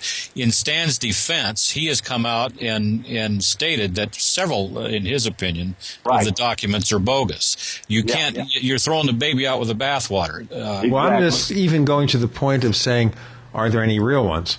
Even assuming one is real, there's a problem. There is obviously something that happened that's compelling enough to investigate. Even if you have 19 documents and one is real, that's fine. It is. That's really something. In fact, I'm sure you're aware of the SOM manual, the Recovering Extraterrestrials and Craft, the handbook, and, of course, Bob Wood, who for 43 years was head of research and development for McDonnell Douglas, has done quite an investigation of that, and he found out that the type on that SOM manual matched government printing presses of the 1950s. So there is lots of evidence to suggest that there is some reality, and like you said, I think there are some phony. I think some of them were probably legitimate documents that had been retyped, okay? And that, of course, creates a problem because then allows someone who's, looking at fonts and typefaces and everything else to say, oh, well, that couldn't be real. Back to your question, though, where do I stand on it? Well, some people believe that they're all legitimate, and some people believe that they're all fraudulent, and I stand with the people. Which people? See, I could be a politician, too. I know that, but then how do you know if a politician is lying? He opens his mouth or she opens his mouth. Okay. And his lips are moving. That's right. That's always true. But they can talk without the lips moving, if they moonlight as a ventriloquist. Well, let me tell you something. When I was researching for my Rise of the Fourth Reich, and of course, a lot of the Nazis that came over here were rolled into our space program. Werner von Braun, Dornberger, these guys, big decorated Nazis who then became leading luminaries in our space program. And it's amazing that a lot of that stuff was going on. But what I began to find out in researching, I kept coming across these names. And it's the same names that were on the original Eisenhower briefing document as being the original members of MJ-12. Now, with the exception of about 4 military guys, and those are interesting because one was the head of the White Sands Proving Grounds, who would have had to have knowledge of what really happened at Roswell. Another was the base commander at Fort Bliss, who was in charge of the Nazi rocket scientists, so he probably had a good idea on what was really going on. But with the exception of these military, and the other guy was from Wright-Patterson, which by all accounts, the wreckage and bodies may have been taken to.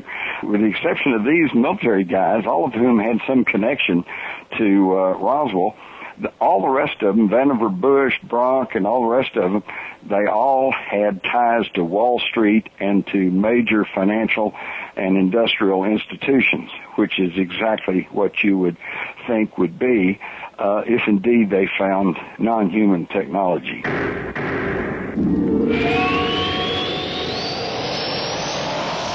Hi, this is Tamar from Namecheap. We're a domain name and web hosting company, and we really care about our customers. With domain name purchases, Namecheap offers free SSL and free WhoisGuard for a year to protect your identity from spammers. We won't bother you with unwanted messaging in your inbox or upon checkout, but most importantly, we care about you, our customers. Your satisfaction and happiness is our primary focus because your support means so much to us. If you'd like to learn more, please visit us at radio.namecheap.com for web hosting and domain name specials. You can also follow us on Twitter at twitter.com/Namecheap, where we host many great contests, or become a fan of ours on Facebook at facebook.com/Namecheap. See you online. This is Leslie Kane, and I'm with the Coalition for Freedom of Information, and you are listening to the Paracast with Gene Steinberg and David Biedney. Jim Marrs, conspiracy theorist extraordinaire. We're covering them all on this episode. Our co-host is Frank Warren. Frank, you have any further questions before I pick up on this? Well, it's not necessarily a question, but just an observation with the entire MJ-12 scenario. If you take the specifics out of it altogether, first off, we know that the government investigated UFOs for over 20 years. We know that they covered things up.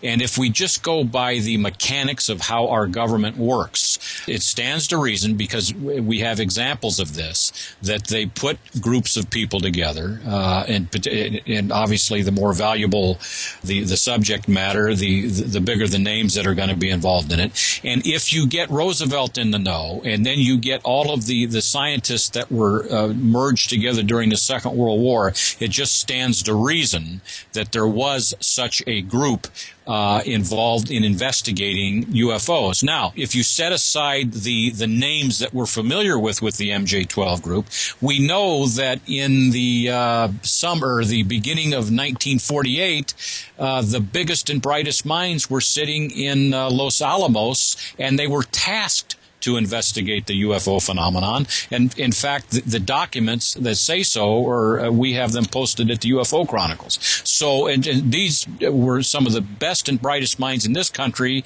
meaning in the world at the time. And the better part of those fellas and scientists were soon to become Nobel laureates in their specific fields, and half of them were physicists. So that group, we can prove without a shadow of a doubt, were tasked to investigate UFOs. So it just stands to reason, if not them or the other names, and I'm not going to argue the point if they were or were not.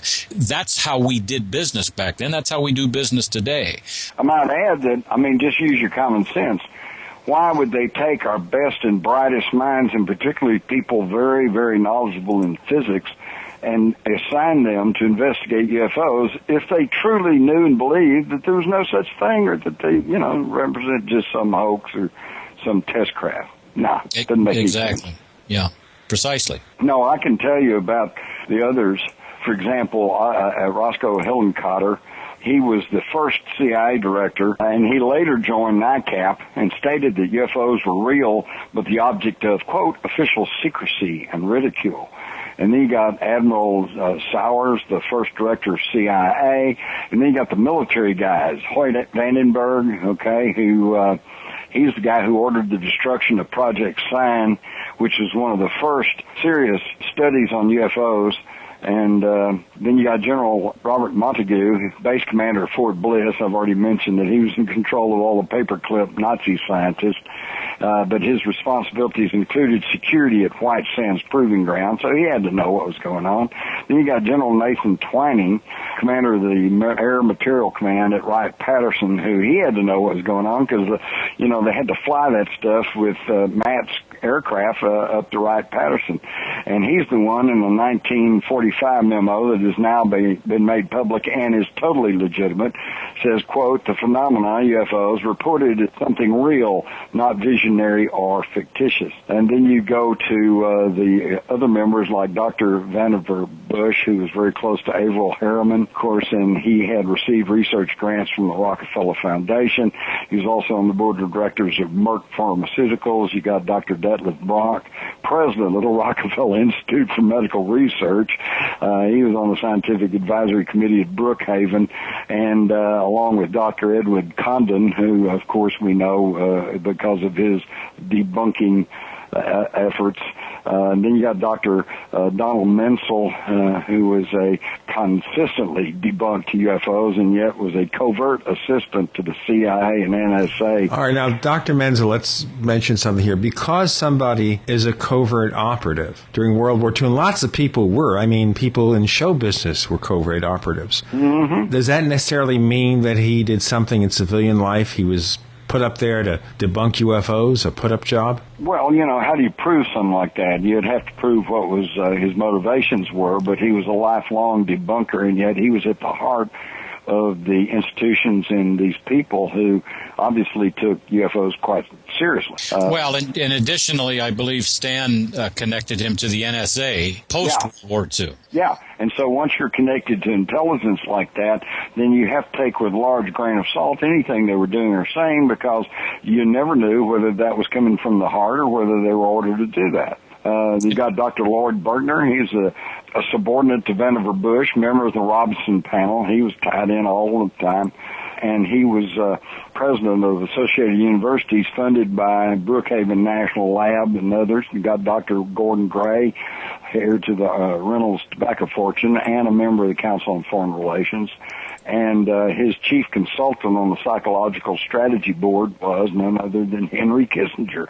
So you see the caliber and you see the level that these guys were operating on. And again, they wouldn't have been wasting their time on UFOs if they truly knew that there was no such thing. This is, to me, smacks of cover-up. And just to put the icing on the cake, the scientists that I had referred to earlier were sitting in Los Alamos Scientific Laboratory, February 16th, 1949, and some of those names included Dr. Bradbury, Holloway, Hoyt, Manley, Raines, and Dr. Edward Teller. And Lincoln La Paz was also attended that meeting, and this was mandatory. They were tasked to look into the aerial phenomena, as this document is labeled. And by the way, it's labeled secret. Right. Let me quote to you from Lyndon Johnson as a senator speaking to the Senate Democratic Caucus. He says, quote, control of space means control of the world. From space, the masters of infinity would have the power to control the Earth's weather, to cause drought and flood, to change the tides, raise the level of the sea, to divert the Gulf Stream, change the climate to frigid. This is the ultimate position, the position of total control over the Earth that lies somewhere in outer space. And he said this in 1958. So it really makes you wonder, again, what did they know and what were they working on? Control the weather, control the tides, control the tsunamis, control the hurricanes. Hello. And I would really like to know what he meant by the masters of infinity. Sounds like the the secret government. Yes, it does. It's a new band. Yeah. That's why I think the New World Order is actually just a resurgence of the old world order. Yeah, we're going back to the history of the UFO field, but let's kind of take it further up the line here. Okay, in connection with the alleged recovery of UFO technology, we have Roswell. We might have Aztec. We had a discussion last week on Aztec, New Mexico, so maybe they recovered it there. Okay, having recovered this stuff in 1947 and 1948, Do we have a damn clue as to what it's all about? Could we even reverse engineer any of this stuff? Well, of course. Dr. Edgar Mitchell, the sixth man to land on the moon, has stated publicly that a lot of our modern scientific breakthroughs has been based on the back engineering of UFO technology. What else do you need? It's really amazing. And the other story that amazes me is the story of the giant satellites that I stumbled across while researching my book, Alien Agenda. And that was, and I think La Paz was mixed up in this. They found, and this was like 1956, prior to the launching of Sputnik, we find that, in fact, here, the New York Times in October 1954 says a second moon. Oh, it was Clyde Tombaugh, discoverer of the planet Pluto, said to be searching for moonlets. And they think that a moonlet could be nothing more than a meteor-sized rock of irregular form. They discovered and reported on, at the time, briefly, that they found two giant satellites orbiting the Earth at 1,1600 miles an hour, about 1,800 miles up, both of them near the equator. And Tombaugh came on. I found a clipping in an old Newsweek magazine of the time where they were asking amateur astronomers to be on the lookout and to look southward to see if they could get a look at these satellites. And that then other scientists were saying that we might use these satellites as stepping stones to the moon. In other words, launch a rocket, land on one satellite, and then launch off, land on the other, and then, you're almost into outer space, and from there you could go ahead and launch toward the moon without having to use up tons of fuel trying to get through the Earth's atmosphere. And then, all of a sudden, they went away. And nobody today talks about these giant satellites. Where did they come from? And where did they go? Amazing story.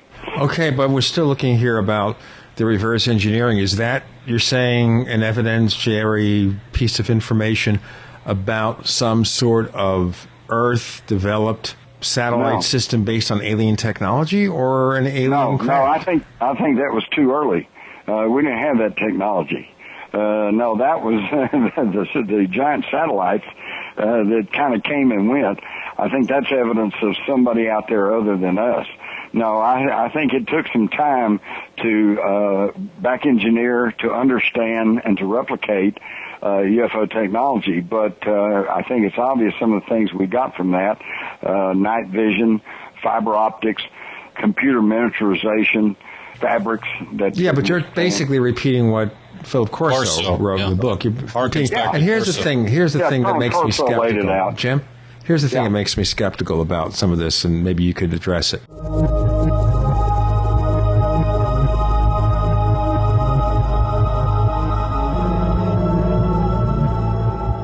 For 58 years, Fate has provided true reports of the strange and unknown.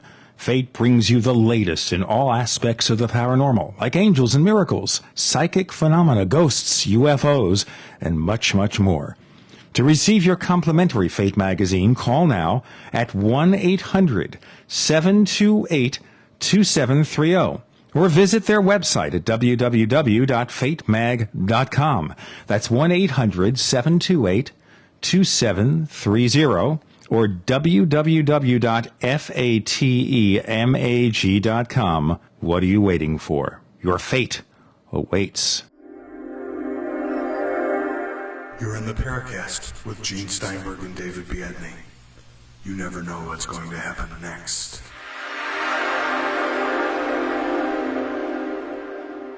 We have Jim Marrs, conspiracy theorist extraordinaire. We're covering now the UFO mystery. We started earlier with 9/11 and the Kennedy assassination, which could really go to a lot of subjects, but we're focusing on UFOs just now. Okay, David Biedney and I were speculating about how our technology would look 50 or 100 years ago. So say in 1910, we sent back an iPhone, okay? We sent back an iPhone to 1910, and we walk over to one of the people there. With colored pictures on it.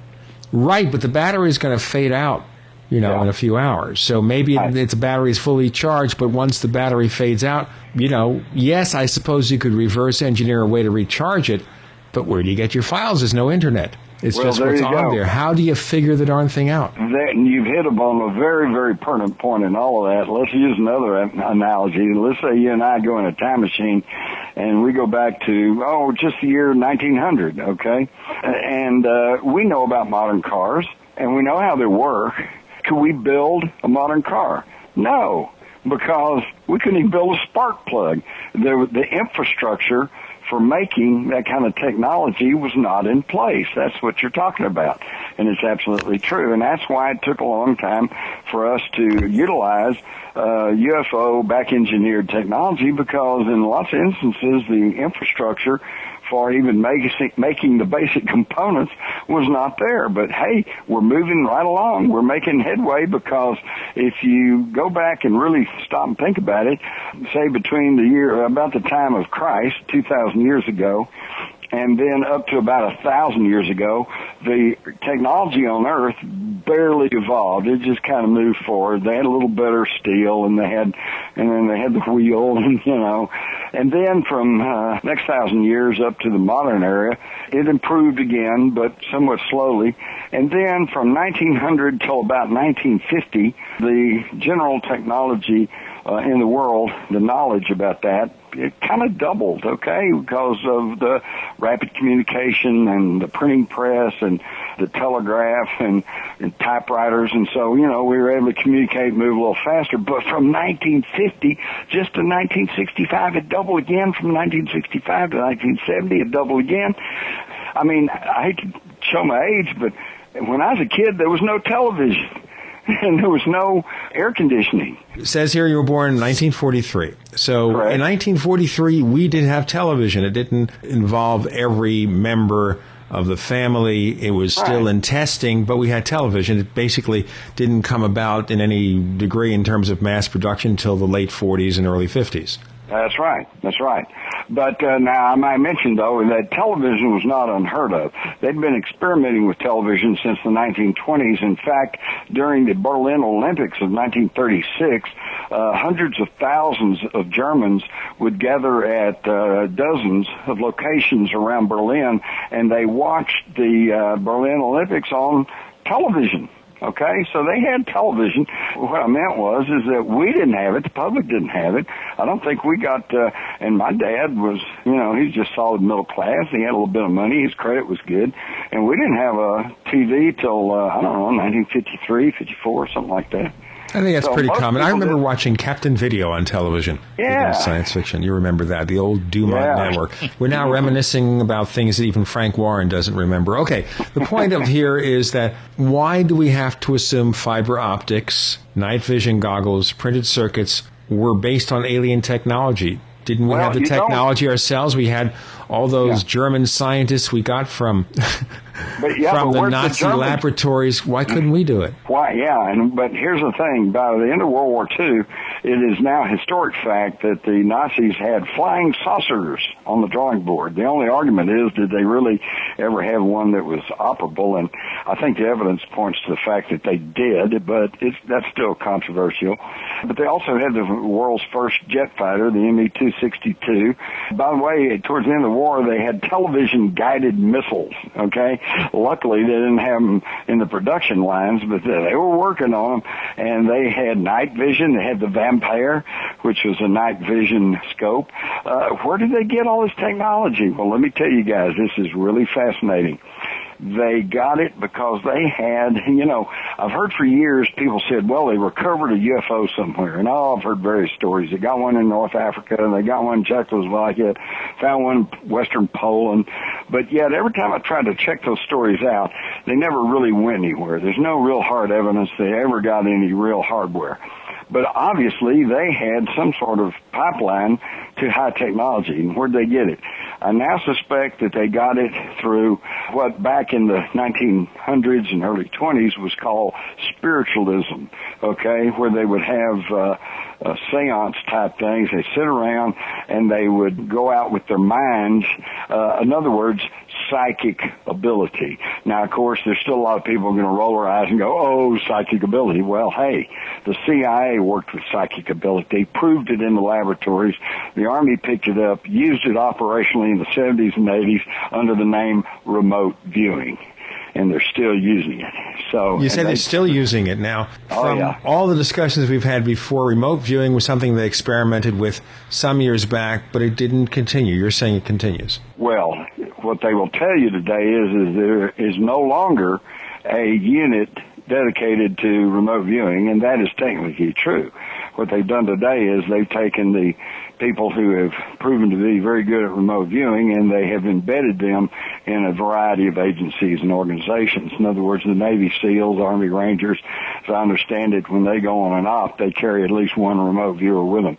And, after all, what commander doesn't want at least somebody there who might be able to tell him what's over the next hill? So that's what's going on there. But here's what I want to impart to you guys. They picked up on a lot of this from the Nazis. And the Nazis had a psychic program that they were messing with under the code name MAJIK, M-A-J-I-K, which is the German spelling. I will admit I will say this is theory. Most everything else I've said is fact.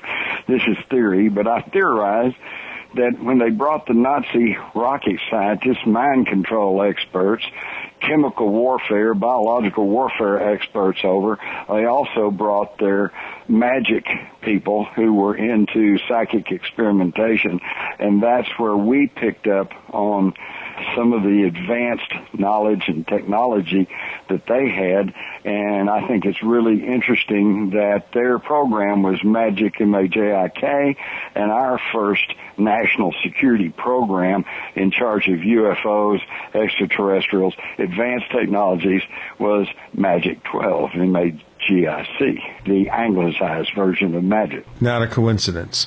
Yeah, what a coinkydink. But I'm just a conspiracy theorist, so hey, don't believe me, okay? In fact, see, that's where I'm different from the politicians and the TV evangelists. They all say, hey, trust me, believe me, I've got it, here it is, listen to me, follow what I say. You know, I don't say that. I say, listen to me, go out, check it out for yourself, and see if I'm not telling you the truth. And at that point, then you don't have to worry about whether you believe me or not. You'll know it for yourself. Well, let's look at that. We only have a few minutes left, so maybe look at proving any of this stuff. So how do we get a handle on it? You know, we have all this tantalizing information and the absolute proof that you can go forth with and just go on TV or major newspapers and say, here it is, the smoking gun. Where's our smoking gun? It's a good question. I've actually held in my hand pieces of very light and odd-looking metal that purported to come from the Roswell crash. I've seen photographs that are actually a lot better than just blobs of light in the night sky, and I'm sure you guys have too. So there's plenty of photographic evidence.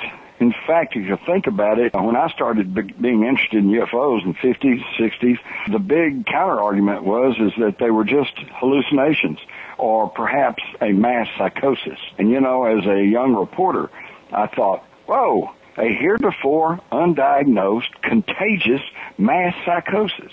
What a story. But we don't hear anything about that anymore, do we? And we don't hear the explanation of hallucinations anymore. And why is that?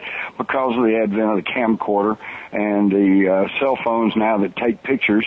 All you got to do is go on the internet and then type in UFOs, and you're going to find more stuff than you have time to look at.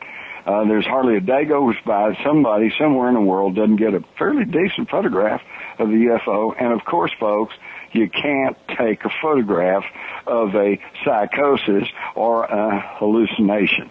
So there's something real, it's there, and this is why we are slowly but surely breaking out of the moratorium on thinking about UFOs, because now they really can't deny that there's something there. So now they're simply saying, well, it's experimental test craft, and you just don't understand this, and you don't need to be looking at this silly subject, blah, blah, blah. And yet it's very real.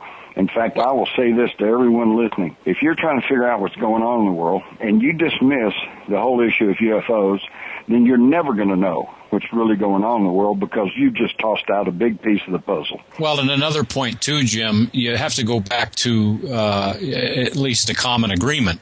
Remember that the powers that be have never said that UFOs don't exist. In fact, the very term UFO is an Air Force term born in 1952. Even at the end of Blue Book, they didn't say UFOs didn't exist. They said they're not a threat to national security, which would lead one to believe that they know more than what they're saying. It's also just common sense, because think about it. Let's just go back to 1947 with Roswell and the first big flap of everybody seeing flying saucers and all like that. If their intention was to invade the earth and blow up our cities as in Independence Day, then why didn't they do it then? Because then the only thing we had to oppose them was propeller-driven aircraft and 50 caliber machine guns.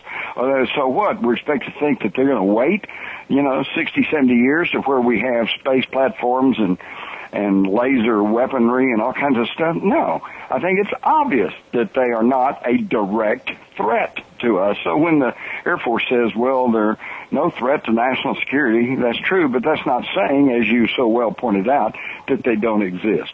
And personally, to go back to Gene's question, where is the smoking gun?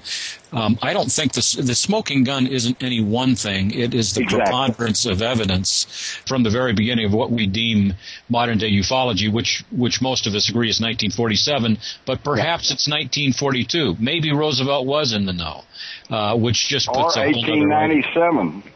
Or even further. That's correct, sure. Yeah, when I was doing a video on the Aurora spaceship crash, I was at the Wise County Courthouse, and Aurora is in Wise County, and a young guy and his young boy came up to me and said, "What are you doing?" And I said, "Well, we're just doing this documentary on the old spaceship crash in Aurora." He said, "Oh, I know all about that. My grandfather was there and told me all about it." So I said, "Whoa, sit down here." Had him sign a release and turned the camera on him.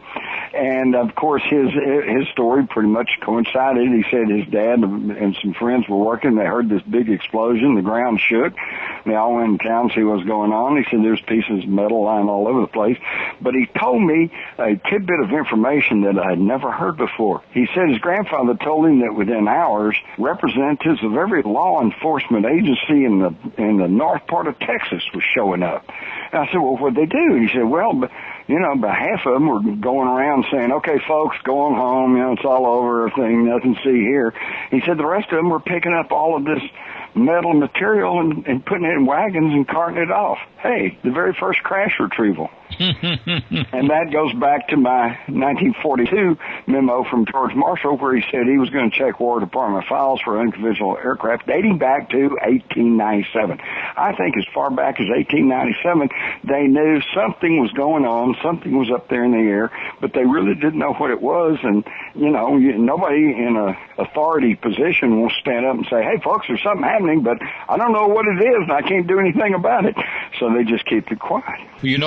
Through our research back with the Battle of L.A., I was the one to introduce the clear image of the 1942 L.A. Times photograph into the internet. Where you reversed it and it shows a little saucer craft in the middle? Yeah, that was great. Well, that was my own inspection of that. But prior to me introducing that image, the best thing that you could find was the old black and white film from it. But I located the negative, and by the way, there are more pictures. I'll tell you what, that's almost another show, folks. We're just running out of time. Yeah, that's another show. I'd love to hear about that. I'm going to have to be a listener on that one. Well, you have to be a listener. Listen to the Paracast, and also we'll have you come back again because we only covered the tip of the iceberg. Okay, Jim, in the last 2 or 3 minutes here, please tell our listeners where they can learn more about the things that you do. Okay, well, they can visit my website, jimmars.com. That's Mars with 2 R's, like the planet, but with an extra R. But I apologize in advance because I'm in the middle of kind of revamping and upgrading and changing the website around. So if something seems a little squirrely, just have patience. I'd appreciate it. Or you can get any of my books at any bookstore. And if they don't have it on the shelf, you can just say, "I want to order this book by Jim Mars," or just tell them Jim Mars and they can call it up on their computer and you can find out all of my work. If you are just starting out, or if you know people who are just starting out wondering what's going on with the conspiracies and the mysteries, you might mention my 2009 book, Above Top Secret, which deals with about 20 of the modern conspiracies, mysteries. It includes the Kennedy Assassination, 9/11, but it also includes what hung over the gate at O'Hare Airport and what they saw at Stephenville, and gets into a lot of the UFO issues as well as many others. And all you have to do is just go to Amazon, go to any bookstore, and you can get them. What do you have coming out in the near future? Future books, future titles that we might want to find out about? Well, sometime later this spring, I think maybe into June, I've got a new book coming out from HarperCollins called The $1 Trillion Conspiracy, how the New World Order, man-made diseases, and zombie banks are destroying America. And so if you have if you're really wondering, you read the headlines and you go, what in the world's going on? Read that book. It'll put it together for you. We will definitely look forward to the book, look forward to more of the work that you're doing. By the way, your publicity guy, I guess, from your publisher told us there's also a fiction book that you've done? Oh, thank you. That's true. Just towards the end of last year, finally tried my hand at fiction. Actually, I call it a work of faction. It's fact-based fiction. And it's really, I think it's a real good story about a secret society of women who band together during World War II in Europe and tried to fight the Nazis. And they end up in a race with the Nazis to see who's going to recover the greatest treasure trove in history, Solomon's treasure, which by all accounts seems to have been hidden in the foothills of the Pyrenees Mountains in southern France. And if you want to know how did Solomon's treasure get to southern France, well, then read The Sisterhood of the Rose, and you'll learn all of the history. Jim Marrs, thank you so much for joining us this week on the Paracast. Thank you, guys. It was a big treat, Jim. Good talking with you. The Paracast with Gene Steinberg and David Biedney is a production of Making the Impossible Incorporated. Join us next week for a new adventure in the Paracast.